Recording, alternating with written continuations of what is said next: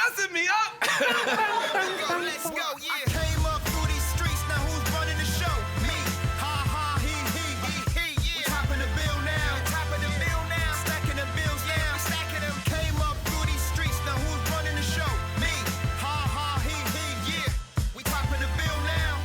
I got Jamie Foxx here. Y'all go ahead and clap for him. He's ain't nothing but a rolling start. Nothing but. Please. Like, you. Hey, this is just for the front row. This is the front row. Nobody wants to see your wee. Nah, this the back Please row. sit down. Come on, man. Okay. So look. Let's not forget to have fun.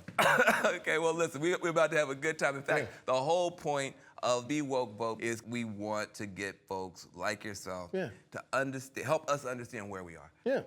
People are terrified, freaked out. People watch the news every day, get freaked out, and November is coming up.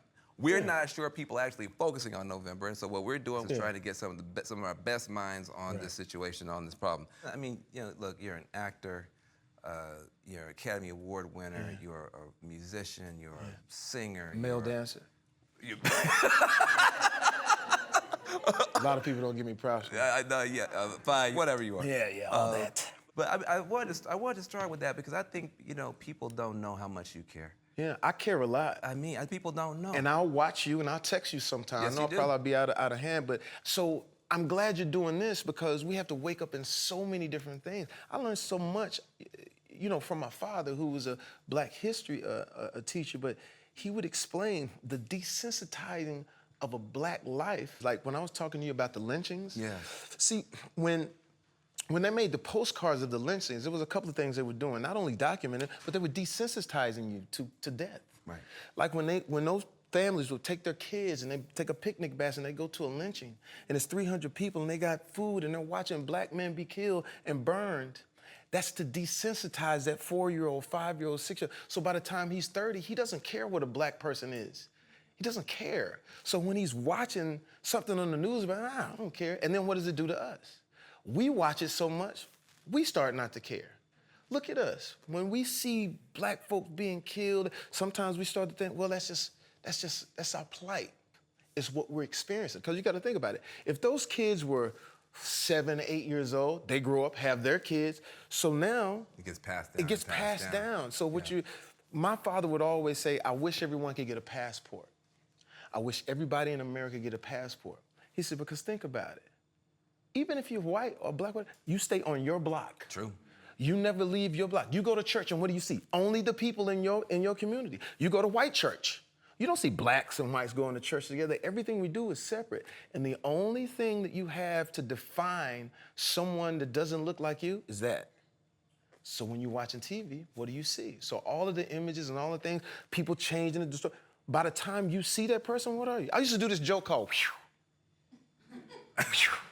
you know what that is? No, not yet. It's how some white people react when they see Black people. Like, I was in Chicago, and I'm already Jamie Foxx. I'm in Chicago, and I'm doing a gig, but I go into the nice hotel, but I got my hoodie on. I get on the elevator, and there was a few white people, and they shut it. They got to the corner. They didn't know. It was like, oh, and I was like, so I'm like, whatever, right? But one had the courage to look over to see, and it's like, oh God, it's Jamie Foxx. And they all went, it's like, but it's funny, but at the same time, it's real. And so now, when you're talking about Be Woke, stop with the Instagram shit. Stop with the goofiness. Let's actually get out there and do it. We need you to tell young folks how important it is that you go vote. I hear, man, my vote ain't gonna count it. Yes, it does. Yes, it does. The thing I think people don't, add up in their own mind is, if your vote didn't matter, why do they spend so much time trying to disenfranchise us? Passing all these laws, voter ID laws. They don't get it because it's subtle. When you say voter ID, you can ask any person on the street, what is a voter ID law? They have no idea. So I say, forget all that. Just say, hey, get your ass up and fucking go vote. I don't care who you vote for, because all of that stuff, it go over your head when they say, oh, the voter ID, do I got my ID? I ain't never, you know how somebody say your ID, you're like, shit, do I have my ID with me? It's simple. Yeah. all of the belly aching. My daughter, 24. Yeah, well, I got questions about her, but go ahead, talk about your daughter. My daughter, 24. So when she was talking about the situation with the presidential, and I said, don't take it for granted. Dad, I'm so upset. He won. I said, did all of you guys vote? Not this time, but we're gonna. I said, then get off my phone. Get off my phone. 540 million women in the streets saying that. Well, where was those 540 million to support that other woman? But now you bellyache. Like, nah, when Obama was coming, you know what I was doing. I was like, you know the brother coming, I'm coming. I had the curtain open when I was on. I want y'all to see me mark this motherfucker. Come on, brother. But I say it in a joke, but I also saw a lady, she had her own company. I was in Denver. I said, you're voting for Hillary, right? Oh, God, no.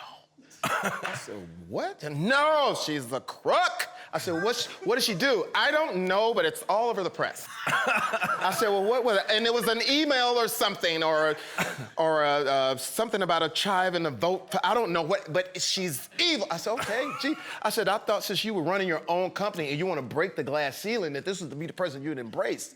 So, oh, no, I could never. I said, so this is what I did. I took my iPad and I put all of the candidates and what they believe in on the iPad, but I hid the names. I said, I want you to pick who you agree with. She put her glass on.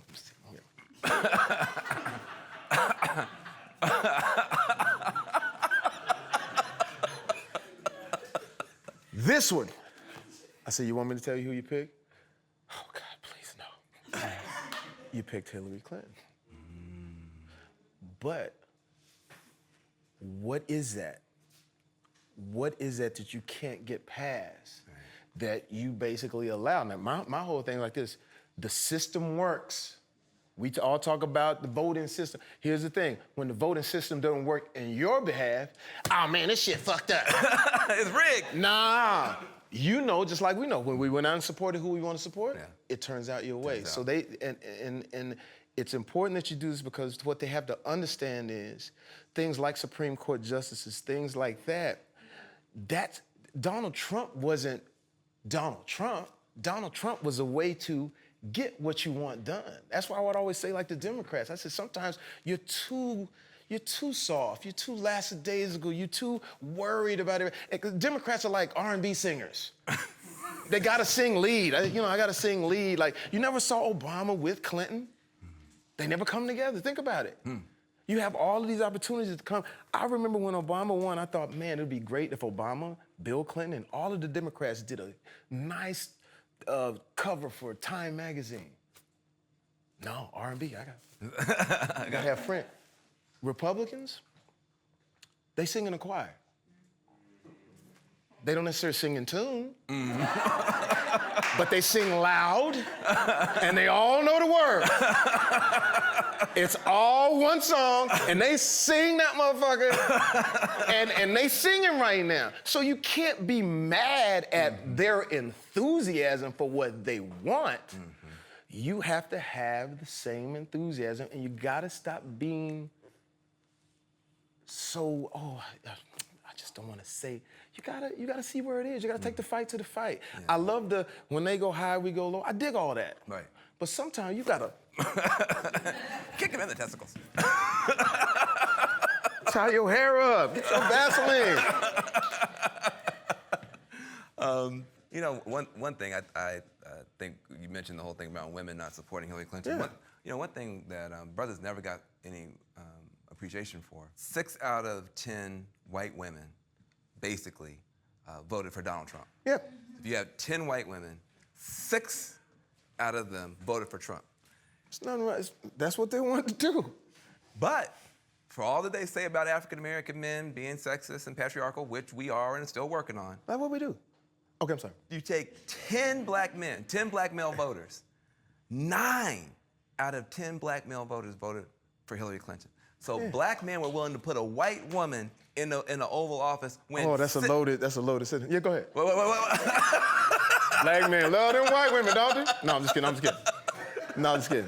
All right, listen. But all I'm saying is, don't you think we deserve some credit and some respect for being willing as black men to vote for a female? Okay, listen what I'm saying.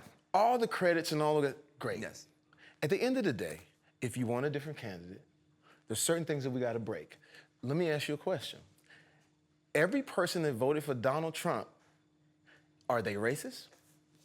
I have never said they were all racist. I'm asking you a question. I'm asking the audience. Do you think that every person that voted for Donald Trump is racist? No. You know what they are, though? Perceptionist. New word. The perception. May not hate the person, but the perception of a woman. Even women can't get past the perception.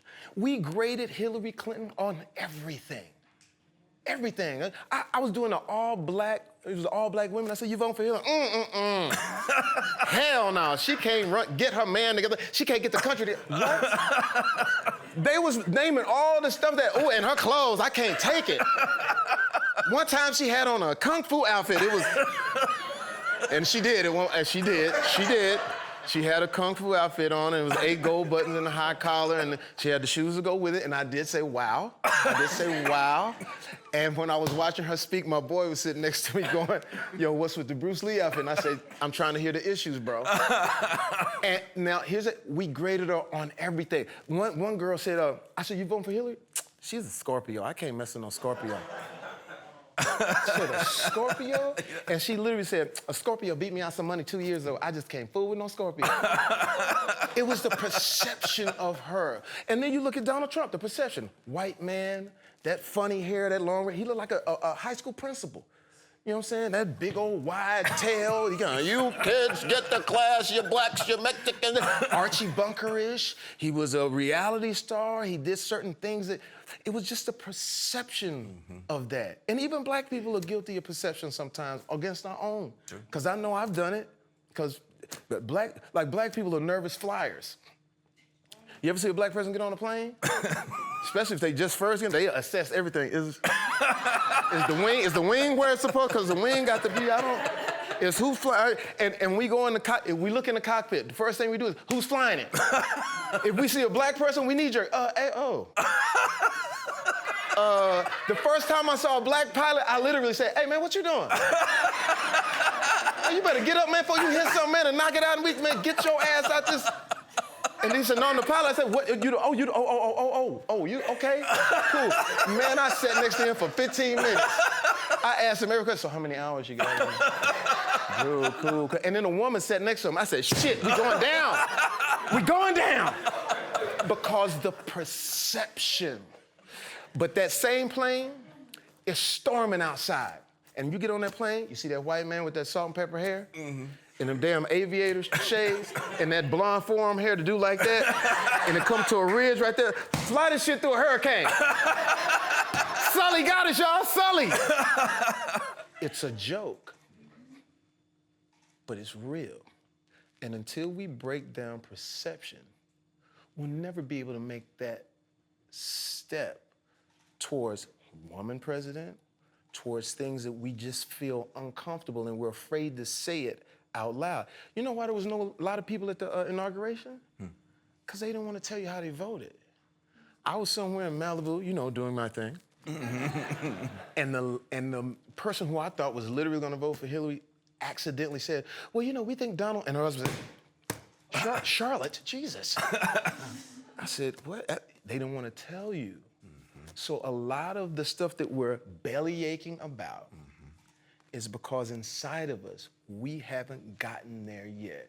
So the minute we turn that switch on and say, hey, we want what's decent. The one thing that I loved about, and I still love about America, is the fact that we have the ability to get it right.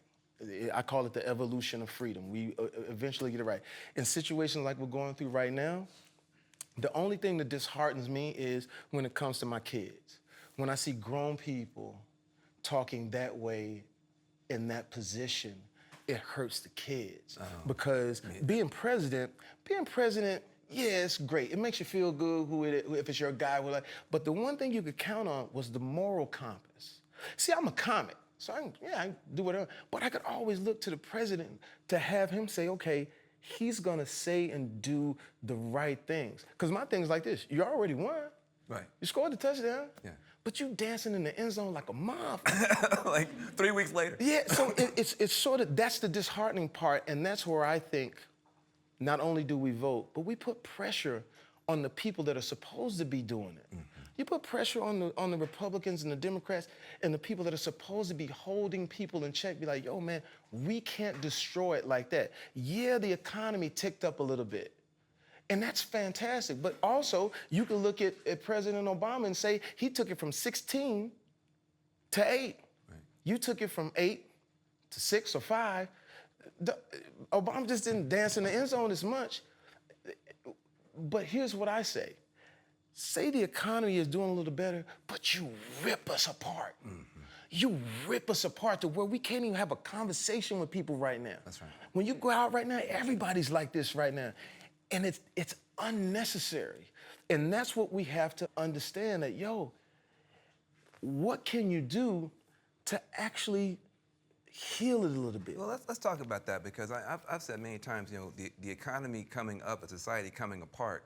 That's what I'm saying. It's like this. Right, whether you believe in the Bible or not, certain things in the Bible, you know, I played the piano for church, but it said, what profits a man to gain the world and lose his soul? Every time you say something disparaging about somebody from that position, you're ripping our soul away a little bit. And then you're putting pressure on good people. Because I don't think that every Republican is bad, and I don't think that every Democrat is bad. I don't believe that. But I watch how much pressure he put on those Republicans when he say something. They'd be like, oh, man. They'd be looking constipated. Oh, man, because I was watching one of the interviews where he was doing a press conference, and I had to laugh. He was like, hey. He like almost turned into Joe Pesci a little bit. He started giving shout outs, like, hey, that's General Kelly. Where's my general? And you cut over to General Kelly, he's like, oh. So America is always gonna be great. But what we have to do is say, how can we dial that back? Yeah. Because what you ain't understanding when you saying those things, man, you turning some people on. Yeah. You turning them people in the South, where we just did Monroeville, Alabama, you turning them on. I can walk down the street now and be proud that I hate other races. I can be proud that I hate niggas and Jews and chinks and gooks and everything else that they named. I was talking about that. I said, you know, they sat down and named every other race. Who does that? You give them the keys? Nah, B. That's why you should be woke and get your ass up and vote.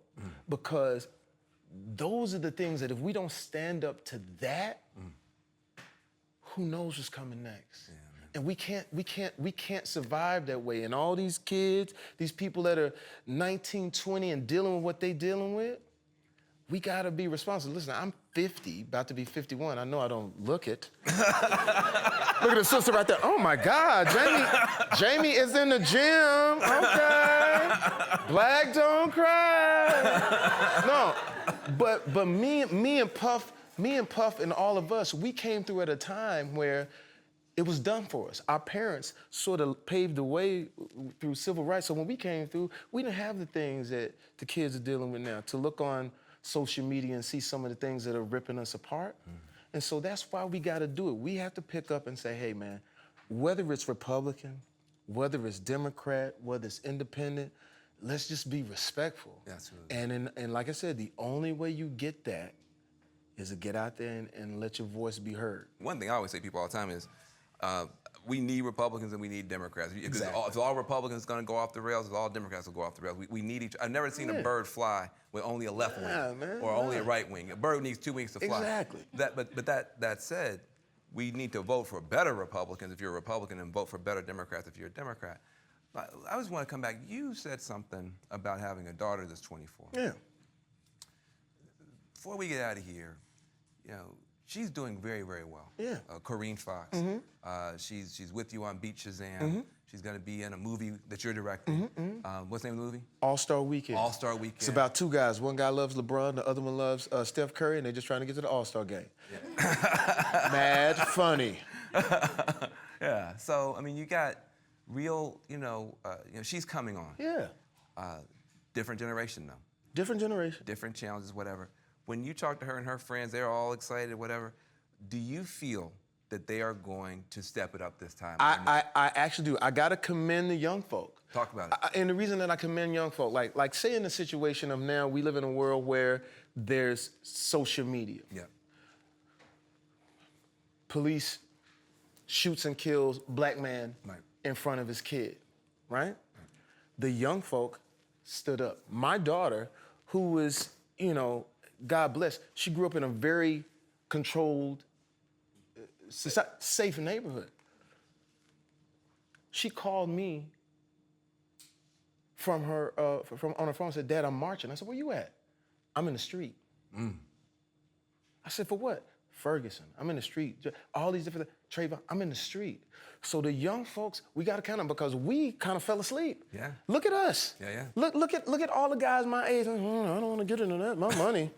I don't want to get into that. But these young kids is like, no. And what I was explaining to people, I said, they live in a world where everything is on their phone. You can't get it back. I mean, I know all you old people, I don't know all these kids don't turn their phone off and go outside and play. That ain't gonna happen.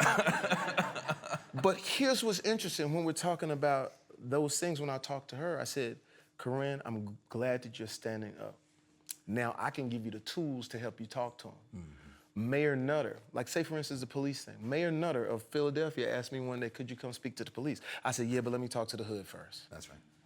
He said, "What you mean?" I said, I don't want to be hanging out here and be with y'all in the hood, be like, "What you doing?" So I talked to the hood, and this is a point where they were killing cops. You remember this, a few years back. And it was horrible. And I talked to the hood, they were like, yeah. I was like, oh.